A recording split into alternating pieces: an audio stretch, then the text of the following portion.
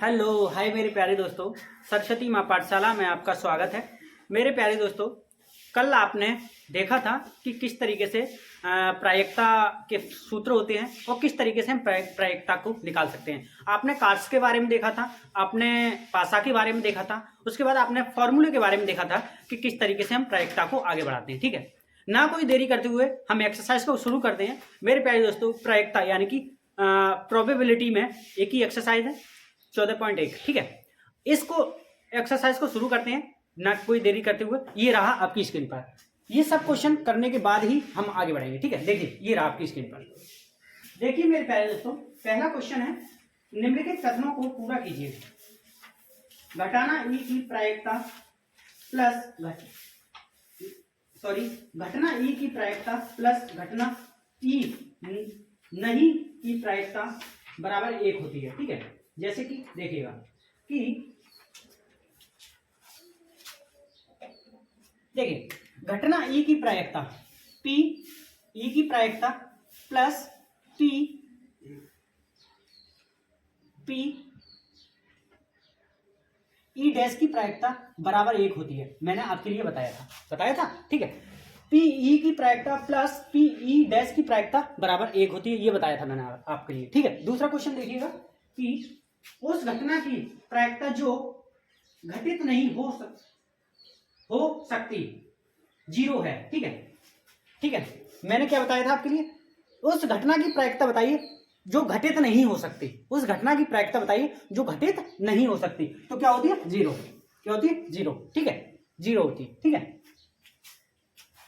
ऐसी घटना कहलाती है, यानी कि ऐसी घटना क्या कहलाती है, अनिश्चित घटना। क्या कहलाती है, अनिश्चित घटना। मैंने बताया था कि उस घटना की प्रायिकता बताइए जो 0 होती है, और ऐसी घटना क्या कहलाती है, अनिश्चित घटना। अनिश्चित, निश्चित नहीं होती है, अनिश्चित घटना। ठीक है, अनिश्चित घटना कहलाती है। सही है, ठीक है, अनिश्चित घटना कि इसकी प्रायिकता बताइए जो घटित हो सकती है। ठीक है, इसकी प्रायिकता बताइए जो घटित हो सकती है, तो उसकी प्रायिकता 1 होती है, और ऐसी घटना कहलाती है निश्चित घटना, जैसे कि मैंने आपके लिए कल इंट्रोडक्शन में बताया था। निश्चित घटना, ठीक है, निश्चित घटना। ठीक है, प्रायिकता 1 होती है, निश्चित घटना कहलाती है। ठीक है, आगे देखिए, किसी प्रयोग की सभी प्रारंभिक घटनाओं की प्रायिकताओं का योग होता है 1। ठीक है, हम कितनी भी प्रायिकता जोड़ लें, ठीक है, उनका सबका योग 1 ही होता है मेरे प्यारे दोस्तों। ठीक है, मैंने क्या बताया था आपके लिए, कल बताया था कि कितनी भी प्रायिकता जोड़ लें, हम कितनी भी प्रायिकता जोड़ लें, ठीक है, उनका सबका योग क्या होता है 1। उनके सबका योग सब एक के बराबर होता है। उनका सबका योग 1 के बराबर होता है। ठीक है, उनका सबका योग 1 के बराबर होता है। ये आपको अच्छे समझ में आ चुका होगा। ठीक है, आगे देखिए, किसी घटना की प्रायिकता से बड़ी या उसके बराबर होती है, यानी किसी घटना की प्रायिकता 0 से बड़ी या उसके बराबर होती है। ठीक है, तथा 1 से छोटी या उसके बराबर होती है। देखिए मैंने बताया था कि किसी घटना की प्रायिकता, ऐसे मैंने बताया था कि किसी घटना की प्रायिकता उससे बड़ी या उसके बराबर होती है, या उससे छोटी या उसके बराबर होती है। ये मैंने कल बताया था आपके लिए। ठीक है, उससे बड़ी या उसके बराबर होती है, 0 से बड़ी या 0 के बराबर होती है, 1 से बड़ी या 1 के बराबर होती है। ठीक है, इन दोनों की एक ही बात है, 0 से बड़ी 0 के बराबर होती है, या 0 से छोटी 0 के बराबर होती है। ठीक है, एक ही बात है। ठीक है ना, 0 से बड़ी या उसके बराबर होती है तथा 1 से छोटी या उसके बराबर होती है, ये लगाना। ठीक है, ये क्वेश्चन आपका पूरा हो चुका है। ठीक है, अगले क्वेश्चन में चलते हैं।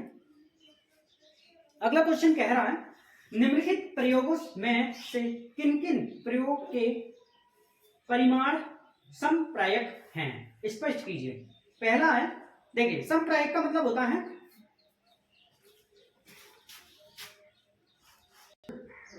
मेरे प्यारे दोस्तों, समप्रायक का मतलब होता है कि पॉसिबिलिटी 50-50% हो, यानी कि हो सकता है या नहीं हो सकता। कोई काम हो सकता है तो भी सही, और नहीं हो सकता तो भी सही। ठीक है, हो सकता है या नहीं हो सकता। ठीक है, देखिए समप्रायक का मतलब, परिणाम समप्रायक का मतलब ये होता है। पहला क्वेश्चन है, एक ड्राइवर कार चलाने का प्रयत्न करता है, कार चलाना प्रारंभ हो जाती है या कार चलाना प्रारंभ नहीं होती है। ठीक है, तो ना तो ये संप्रायक है, संप्रायक हो ही नहीं सकती। क्यों? क्योंकि कार चलाने के लिए पूरी तरह से डिपेंड थोड़े नहीं है। कार में तो 2-3 चीजें देखनी पड़ेंगी, डीजल है या नहीं है, बैटरी डाउन तो नहीं है। कार चलाने पर 50, कार चलाना 50%, कार नहीं चलाना 50%, ऐसा नहीं है। उसमें डीजल भी देखना पड़ेगा, उसमें बैटरी डाउन है या नहीं है, कुछ खराबी तो नहीं है। तो इसका आंसर रॉन्ग होगा, गलत। ठीक है, आंसर गलत लगाइए। ठीक है, दूसरा है कि एक खिड़की बास्केटबॉल को बास्केट में डालने का प्रयत्न करती है। एक खिलाड़ी बास्केटबॉल को बास्केट में डालने का प्रयत्न करती है, वह बास्केट में बॉल डाल पाती है या नहीं। ठीक है, देखिए इसका मतलब क्या है। अब 2-3 चीजें हैं कि खिलाड़ी स्वस्थ है या नहीं, खिलाड़ी प्रैक्टिस कितनी करता है, बास्केटबॉल में डाल पाएगा या नहीं, यानी खिलाड़ी कहाँ खड़ा है वो भी डिपेंड करता है। तो ये भी गलत है। ठीक है, इसको भी रॉन्ग लगाइए। ठीक है, ये भी गलत है। अब तीसरा क्वेश्चन देखिए, एक सत्य असत्य प्रश्न का अनुपात लगाया जाता है, उत्तर सही या गलत होगा।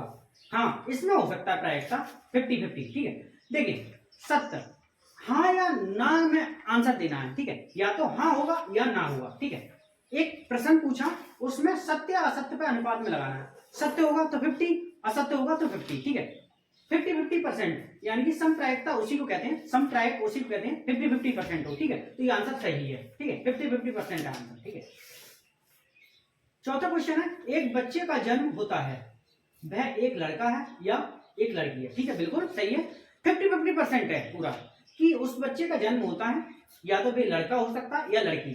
हमें पूरी तरह से पता है कि या तो लड़का होगा या लड़की, दो ही प्रायिकता है। सब 50% लड़का की प्रायिकता है, 50% लड़की की प्रायिकता है। ठीक है मेरे प्यारे दोस्तों, आपको ये दोनों क्वेश्चन बहुत ही अच्छी तरीके से समझ में आ चुके होंगे। ठीक है,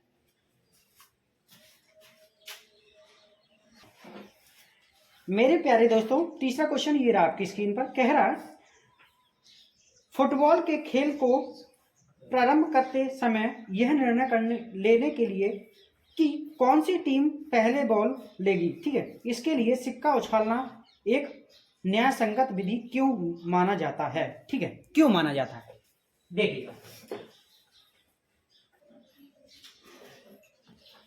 मेरे प्यारे दोस्तों, ये क्वेश्चन देखिए।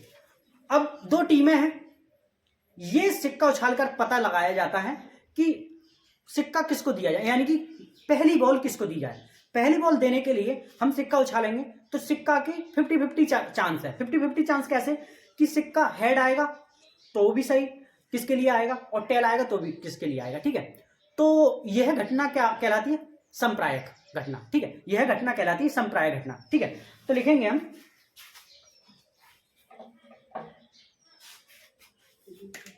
आंसर, सिक्का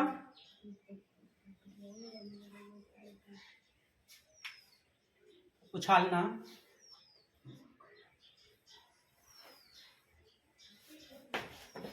एक संप्रायक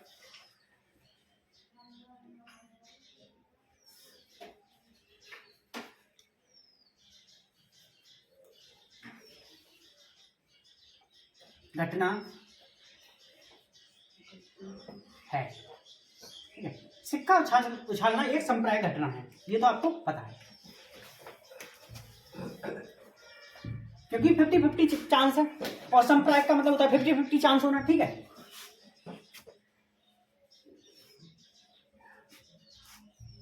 अतः हाँ, यह एक न्याय संगत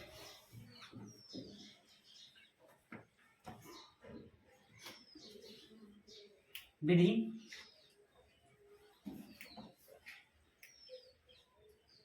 है, अतः यह एक न्याय संगत विधि है। यही आपका आंसर होगा। इतना ही पूछा है कि कौन सा चांस होगा, संप्रायक घटना। ठीक है, उतार लीजिए इसको, फिर आगे चलते दूसरे क्वेश्चन। दोस्तों अगला क्वेश्चन ये रहा आपकी स्क्रीन पर। कह रहा है, निम्नलिखित में से कौन सी संख्या किसी घटना की प्रायिकता नहीं हो सकती। पहला है 2/3 माइनस 1.5, सी 15% और डी है 0.7। ठीक है, देखिएगा इनमें से ऐसी कौन सी संख्या है जो प्रायिकता नहीं हो सकती। ठीक है, प्रायिकता नहीं हो सकती। देखिए प्रायिकता के क्राइटेरिया होता है, क्या होता है, 0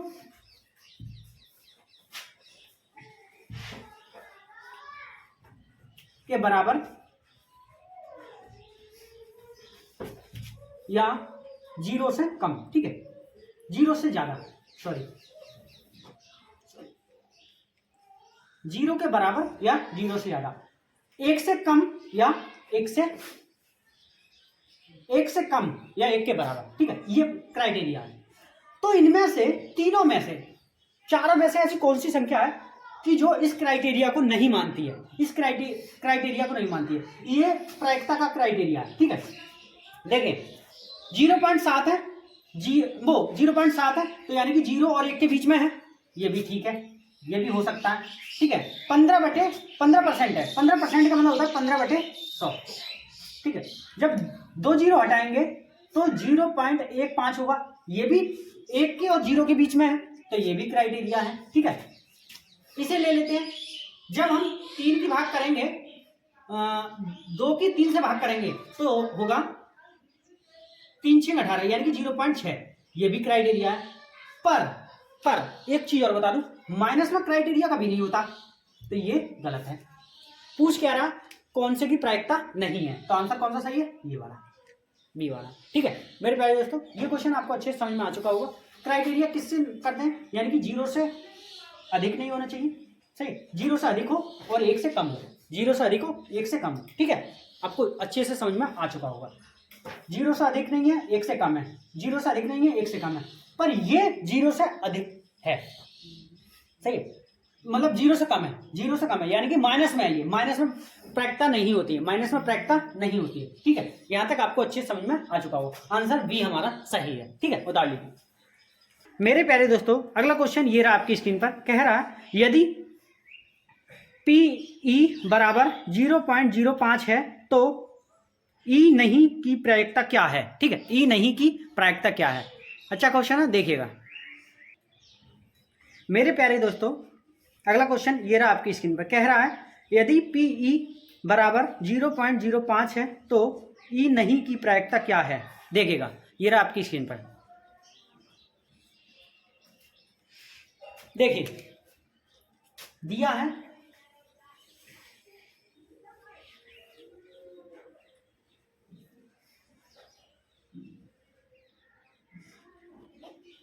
PE की प्रायिकता कितनी है, PE की प्रायिकता है 0.05। ठीक है, यही तो है। PE डैश की प्रायिकता हमें निकालनी है, PE डैश की प्रायिकता। ठीक है, तो आपने एक सूत्र देखा था आपने इसका, ठीक है, कि सबका सम प्रायिकता का सबका सम 1 होता है। ठीक है, PE बराबर PE प्लस PE डैश बराबर होता है 1। ठीक है, हमें इसकी निकालनी है, तो PE का मान रख देंगे यहाँ पर। PE का मान क्या है, 0.05 प्लस PE डैश बराबर 1। अब ये उधर चला जाएगा, PE डैश माइनस 0.05। ठीक है, जब हम इसको एक में से माइनस करेंगे तो हम किस तरीके से करते हैं इसको, देखिए 0.05। ठीक है, इस तरीके से करते हैं, माइनस 10 में से 5 के 5 बचे।